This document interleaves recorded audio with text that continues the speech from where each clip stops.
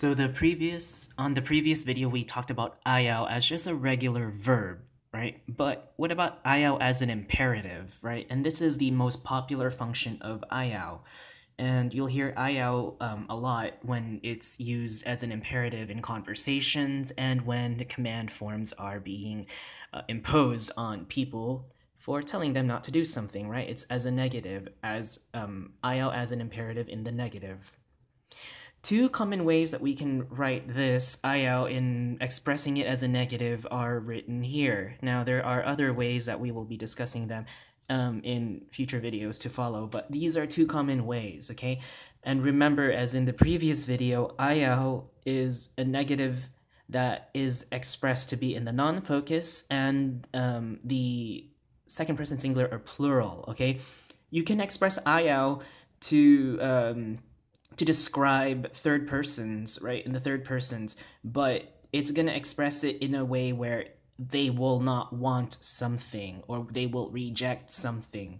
And that is going to be just used as a regular verb. It's not going to be expressed in an imperative, right? So keep in mind that if it's going to be in an imperative, it has to be in that second person singular or plural. So remember your ergative forms for those second person singular and plural, which, by the way, are nimo and namo, right? Nimo and namo. And they both share the same shortened form, so watch out, okay? Nimo and namo. Anyway, moving on with this ayaw.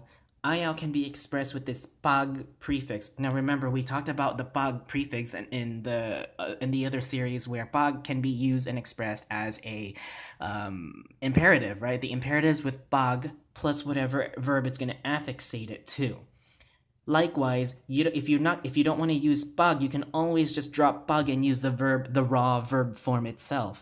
Using the raw verb form itself in the imperative already makes it as an imperative, right? So if you're going to make it into a command and you just say the raw verb form by itself, it's just going to have the same meaning as pag without the pag prefix. Now, keep in mind though, because we are talking in terms of non-focus, ayaw needs to have that og marker of the non-focus, okay? Ayaw og, and that's going to be very, very common. You will hear that a lot. Most commonly, when people say or speak really fast, they'll say something like ayog, right? Ayog. Ayaw og, aig, right? Aig.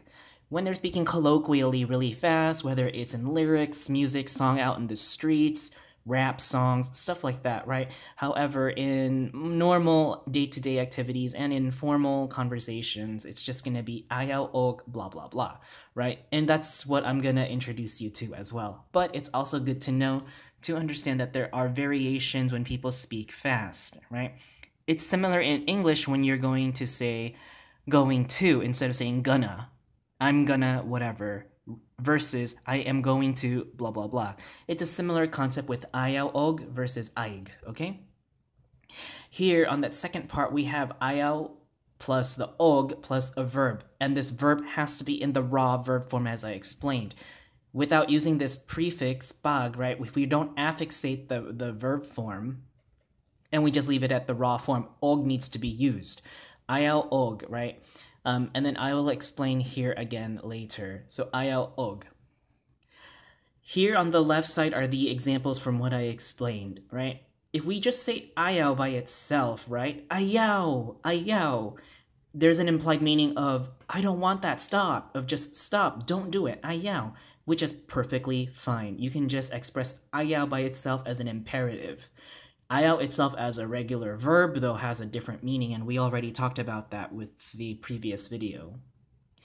A lot of times I will hear ayaw, or you will hear ayaw with the enclitic particle usa, right? Ayaw usa.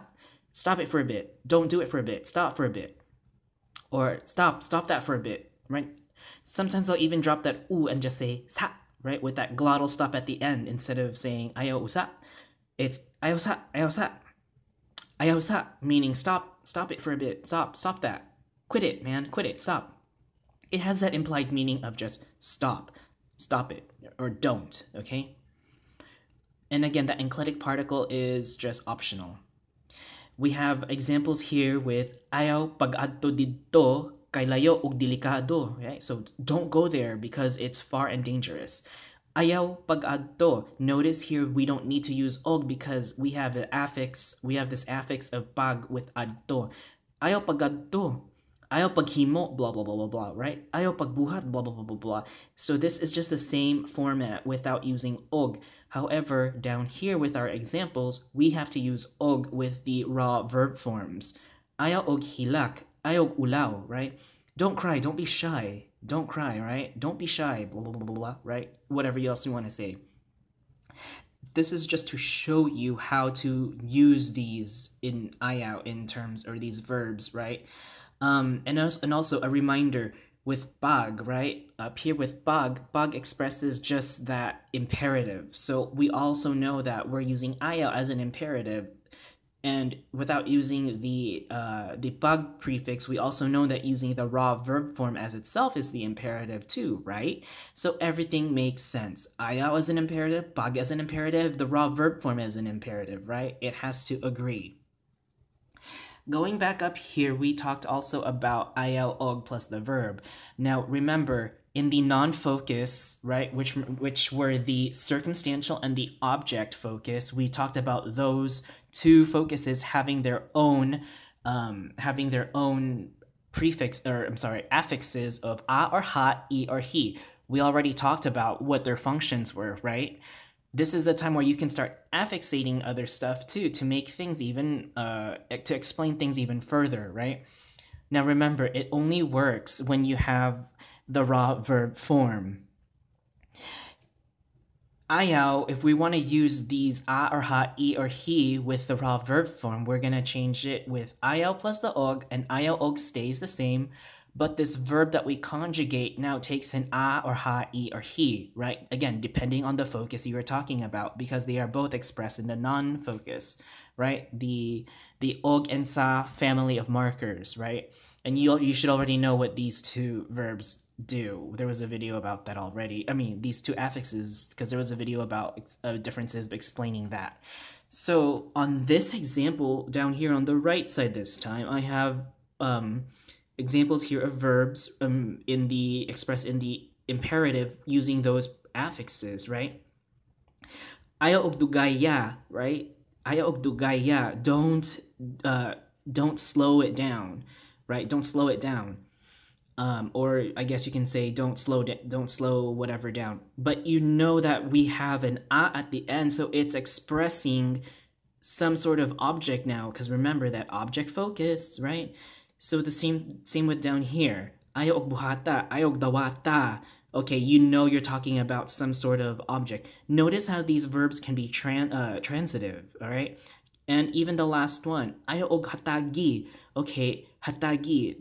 If you hear this, or if I hear this, I'm thinking someone is gonna refer to some sort of object receiving some sort of location or benefactor, right? Because remember, we talked about that e versus the a, right? The e, he, a versus the a or the ha in the previous video with the circumstantial and the object focus. So we're putting all of that into play now. Everything comes together here.